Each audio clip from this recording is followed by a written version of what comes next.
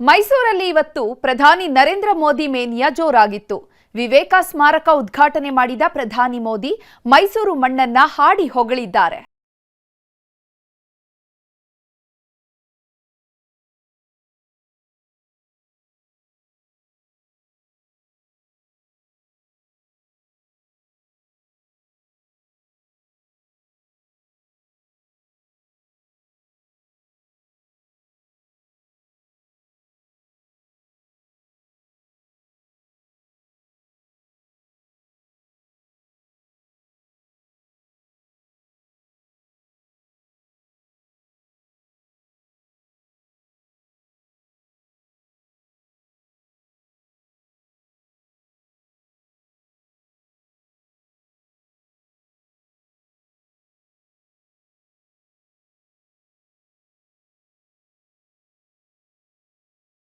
ಮಧ್ಯಾಹ್ನ 3:30 ಸುಮಾರಿಗೆ ಮೈಸೂರಿಗೆ ಬಂದಿಳಿದ ಮೋದಿ ಸೀದಾ ನಾರಾಯಣ ಶಾಸ್ತ್ರಿ ರಸ್ತೆಯಲ್ಲಿರುವ ಸ್ಮಾರಕ ಜಾಗಕ್ಕೆ ಆಗಮಿಸಿದ್ರು. ಈ ವೇಳೆ ಐತಿಹಾಸಿಕ ಜಾಗದಲ್ಲಿ ತಲೆ ಎತ್ತಿ ನಿಂತ ವಿವೇಕ ಸ್ಮಾರಕ ಉದ್ಘಾಟನೆ ಮಾಡಿ ಶಿರಬಾಗಿ ನಮಸ್ಕರಿಸಿದ್ರು.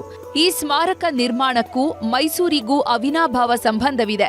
1892ರಲ್ಲಿ ಮೈಸೂರಿಗೆ ಆಗಮಿಸಿದ್ದ ಸ್ವಾಮಿ ವಿವೇಕಾನಂದರು ಇದೇ ಜಾಗದಲ್ಲಿ ವಾಸ್ತವ್ಯ ಹೂಡಿದ್ರಂತೆ. ಹೀಗಾಗಿ ಇದೇ ಜಾಗದಲ್ಲಿ ಸ್ಮಾರಕ ನಿರ್ಮಾಣ ಮಾಡಲಾಗಿದೆ.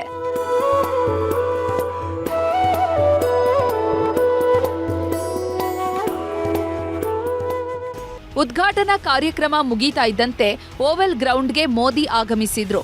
ಈ ವೇಳೆ ಪ್ರಧಾನಿ ಮೋದಿಗೆ 1.5 ಅಡಿ ಉದ್ದದ ವಿವೇಕಾನಂದರ ಮೂರ್ತಿಯನ್ನ ಉಡುಗೊರೆಯಾಗಿ ನೀಡಲಾಯಿತು. ಕೇವಲ 15 ದಿನದಲ್ಲಿ ಶಿಲ್ಪಿ ಅರುಣ್ ಯೋಗಿರಾಜ್ ಕೆತ್ತಿದ ವಿಗ್ರಹವನ್ನ ಮೋದಿಗೆ ನೀಡಿದ್ರು. ಈ ವೇಳೆ ಮಾತನಾಡಿದ ಸಿಎಂ ಡಿಕೆ ಶಿವಕುಮಾರ್ ವಿವೇಕಾನಂದರ ಚಿಂತನೆಗಳನ್ನ ಕೊಂಡಾಡಿದ್ರು. ಇದೊಂದು ದೊಡ್ಡ ಐತಿಹಾಸಿಕವಾದಂತಹ ಕಾರ್ಯಕ್ರಮ.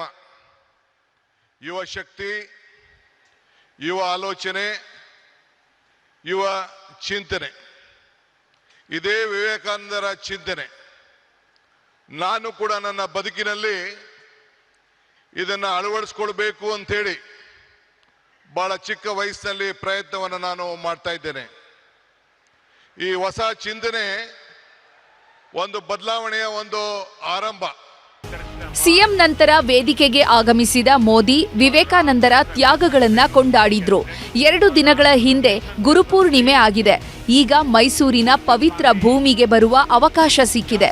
ಎಲ್ಲ ಸಂತರಿಗೂ ನನ್ನ ಪ್ರಣಾಮಗಳು ಅಂದ್ರು. मैसूरू भारत की अनादि सांस्कृतिक चेतना का केंद्र रहा है. यहाँ के मंदिर, यहाँ की परंपराएं और उत्सव, मैसूरू का दशहरा,